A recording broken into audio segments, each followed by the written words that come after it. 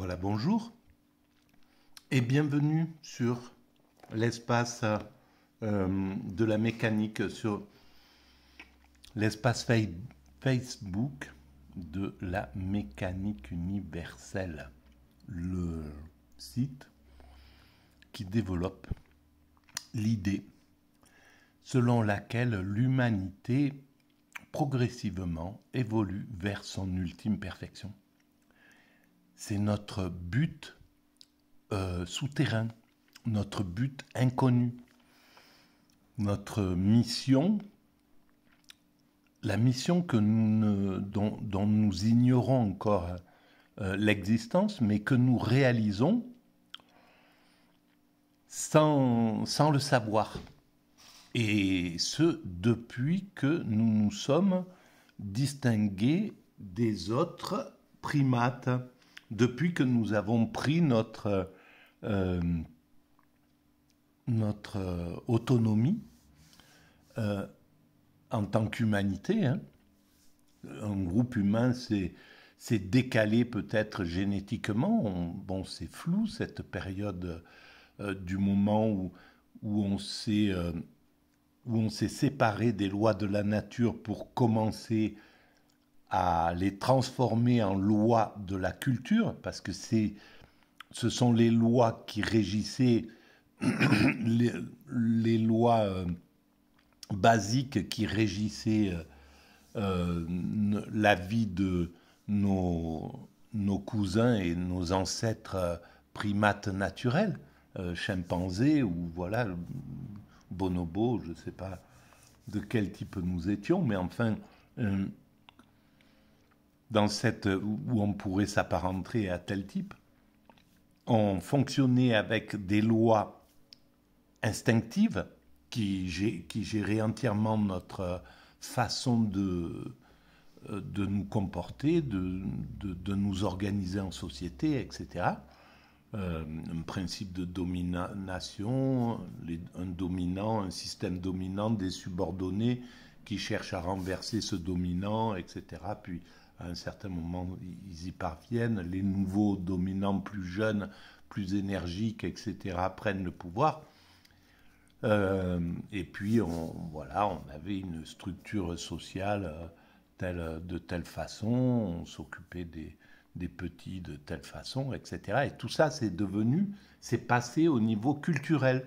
Ça sort progressivement de l'instinct pour devenir quelque chose d'appris et enseigné. Et donc, on peut modifier à ce moment-là ces instincts.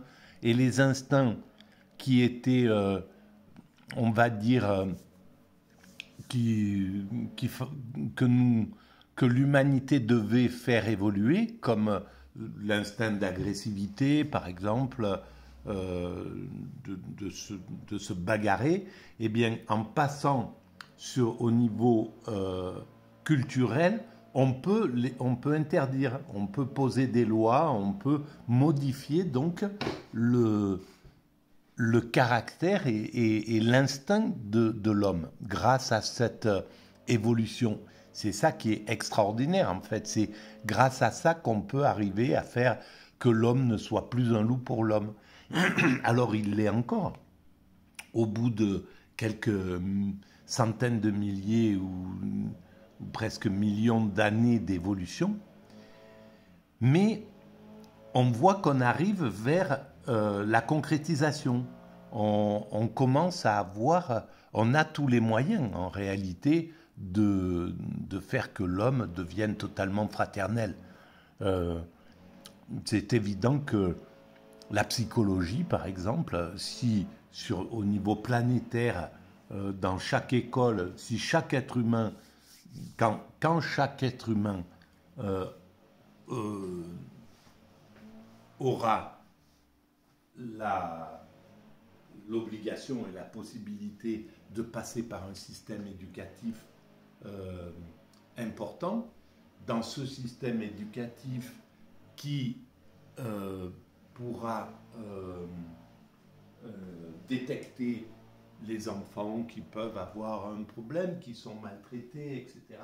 Mais ça à l'échelle planétaire. Et Et on peut bien imaginer que dans un siècle, on en soit là.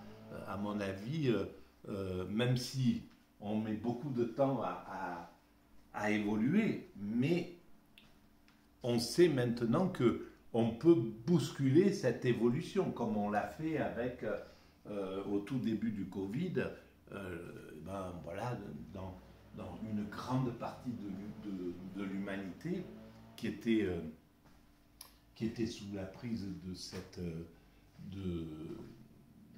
de ce virus, eh ben, a décidé de tout arrêter et de fonctionner au ralenti et de fonctionner universellement de la même manière partout.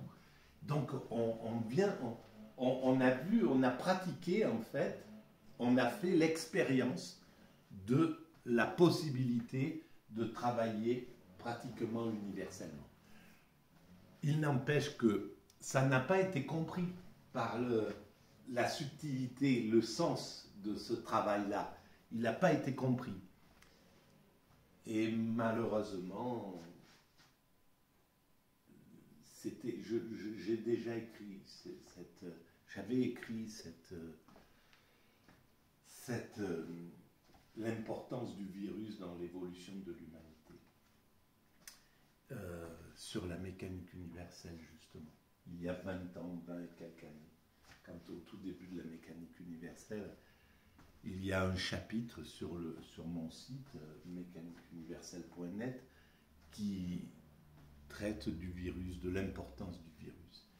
Et en disant que, par exemple, le virus du choléra a obligé les riches, les industriels qui maintenaient leurs ouvriers dans des conditions insalubres, dans des taudis, en les négligeant, en utilisant juste leur force, leur potentiel d'enrichissement pour pouvoir s'enrichir à leurs dépens, ce qui a engendré toute la contestation justement du 19e siècle, les Marx, les Engels,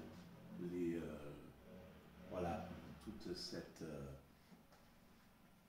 cette façon tout ce combat contre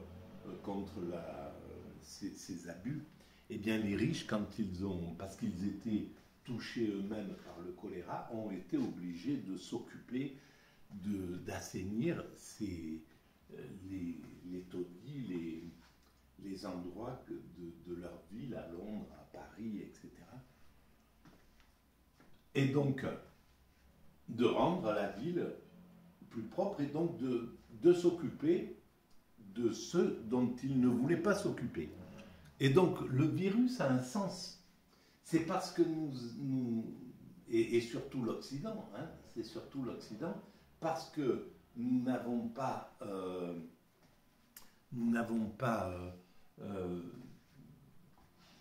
plus la possibilité de comprendre les métaphores, de comprendre le langage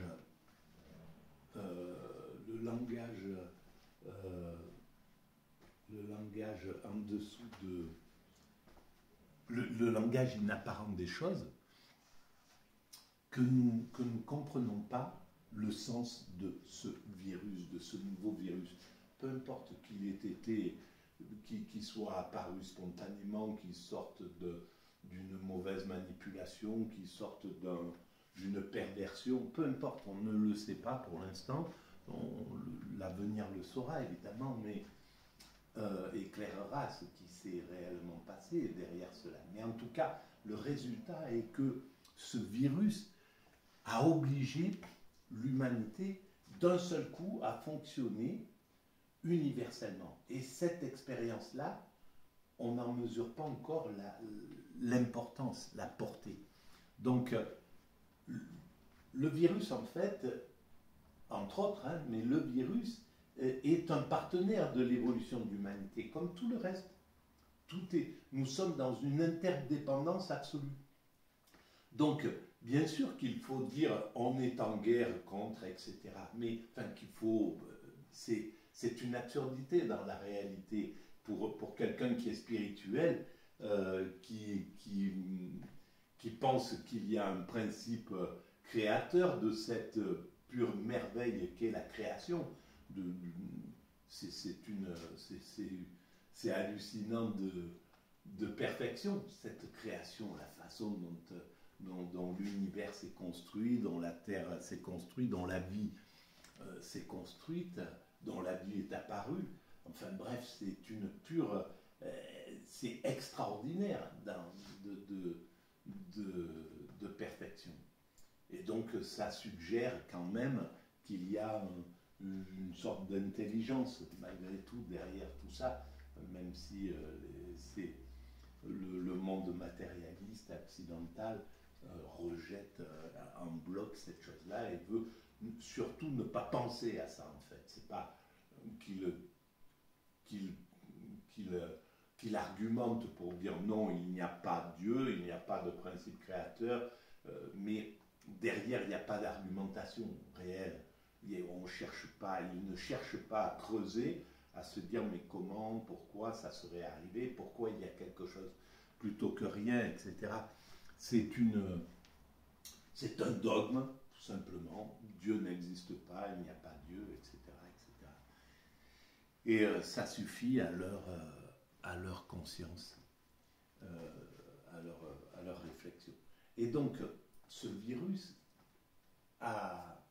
nous a obligés à travailler ensemble, pour une fois. Voilà. Et comme l'homme, comme l'Occident, et on le voit en France, puisque nous sommes français, puisque je suis français, et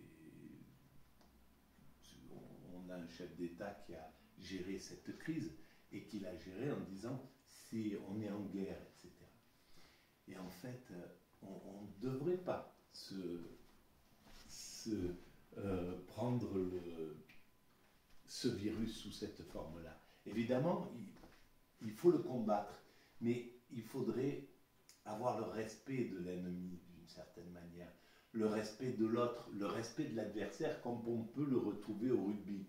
Au rugby, quand une partie est gagnée par une équipe, elle remercie l'autre, elle dit qu'il est valeureux, et qu'en fait, elle montre par cela que c'est aussi grâce à eux que ce match a pu se réaliser, que la beauté de ce match a pu être là. Sans l'autre équipe, sans l'adversaire, il n'y a pas de match.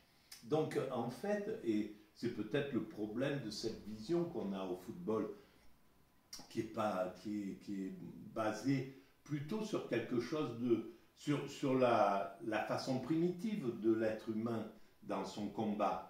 Il gagne et il méprise le vaincu, malheur au vaincu en somme. Et c'est une absurdité parce que l'autre est là, sans l'autre il n'y a pas de victoire, sans l'autre il n'y a pas de match, sans l'autre, etc., etc. Et là c'est pareil, sans le virus, eh bien il n'y a pas des choses que nous avons dû faire, c'est-à-dire d'abord montrer notre vraie nature. Il y a eu des États qui ont été prédateurs, des États qui se sont dit d'abord, si on peut prendre les fioles, on les prend, etc., qui n'ont pas joué le jeu.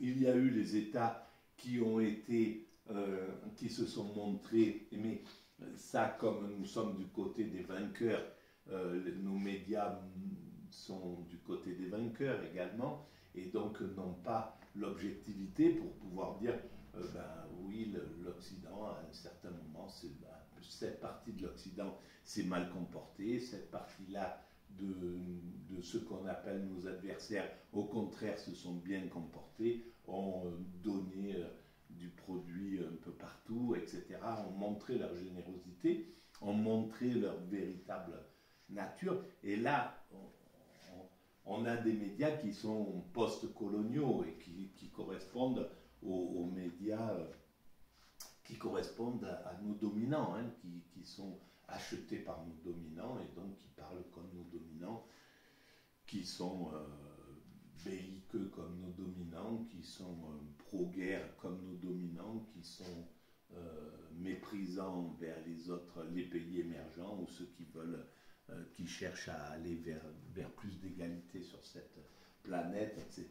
Donc on a cette chose-là, mais ça voilà, c'est la queue de la comète, c'est la fin de ce monde dominant-dominé, avec un gendarme du monde de l'Occident qui gère tout ça.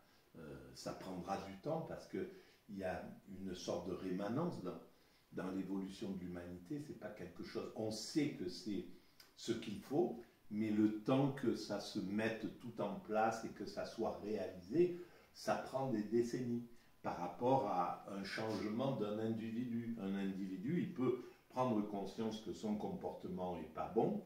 On lui explique, il va au tribunal, il est jugé, on lui dit, voilà, vous avez eu la main mise sur ce village, vous avez joué le caïd dans cet endroit, vous avez voulu thésauriser les privilèges, vous avez impressionné tout le monde, vous avez cassé là et là pour faire peur, pour asseoir votre pouvoir.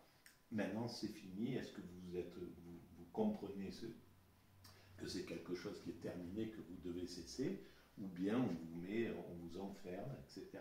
Et si vous recommencez, maintenant vous êtes sous notre surveillance.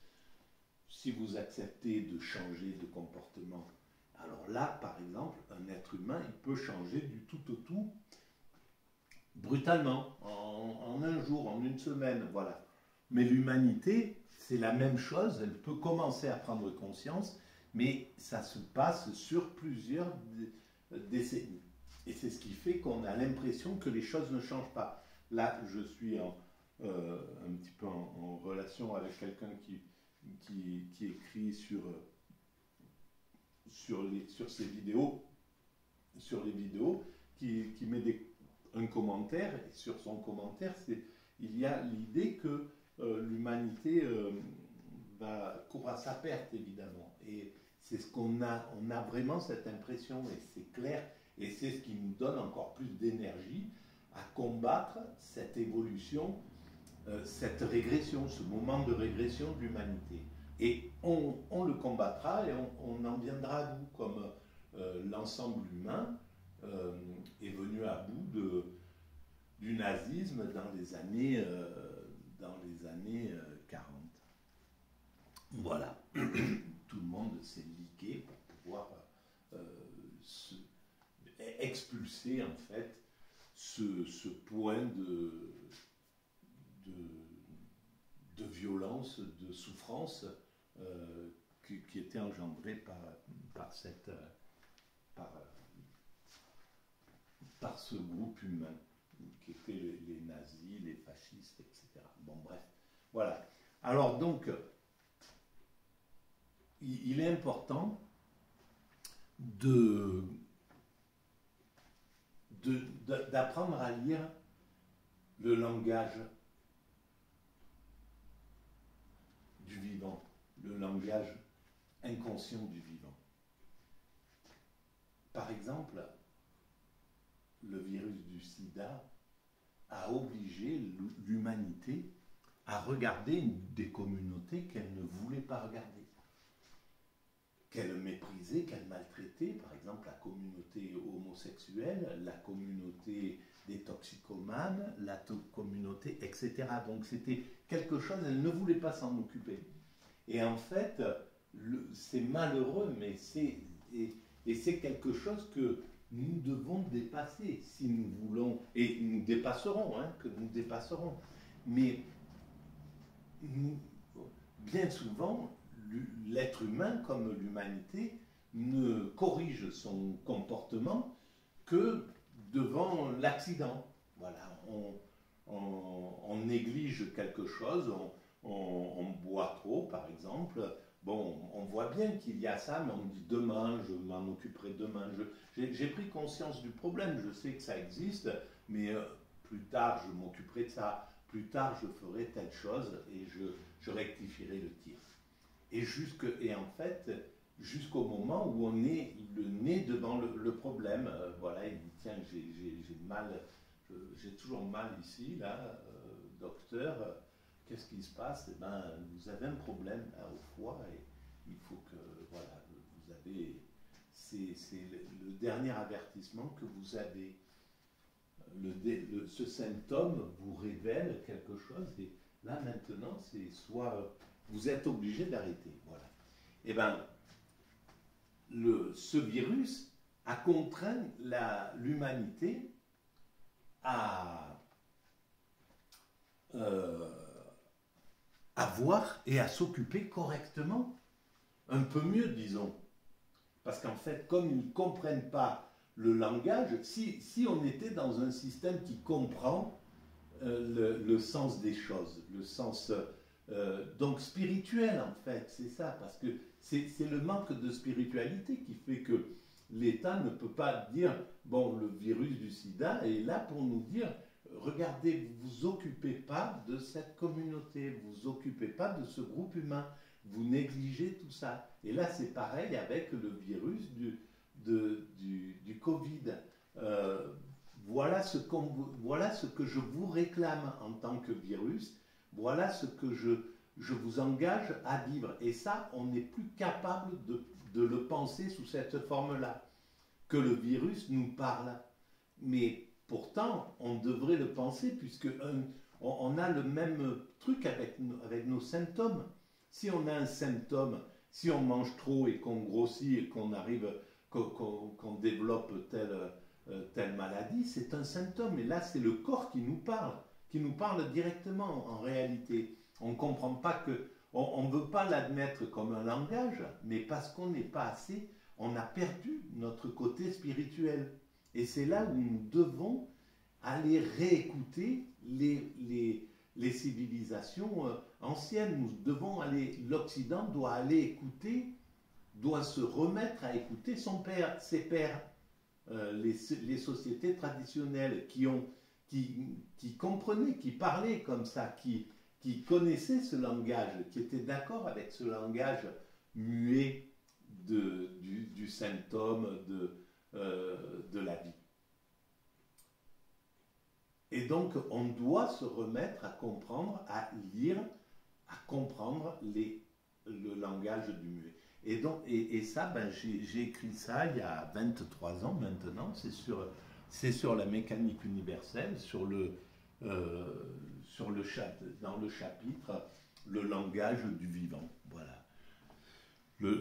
Dans ce chapitre-là, j'essaye d'éclairer cette vision-là. Voilà. Eh bien, pour cette vidéo, je voulais continuer ma lecture de Nietzsche, mais ça sera la vidéo prochaine. Donc, celui-ci, ça sera le langage muet du vivant. Voilà. Si vous pensez que ces idées ont un peu d'intérêt pour la communauté humaine à laquelle nous appartenons, je vous engage de mettre des pouces, donc des avis, de vous abonner si vous pensez que c'est intéressant et ça fait avancer en fait la visibilité, c'est-à-dire que ça met à la portée de plus de monde cette théorie, et puis de laisser des commentaires et puis d'en parler autour de vous, voilà, de vous approprier cette idée-là. Merci, à très bientôt.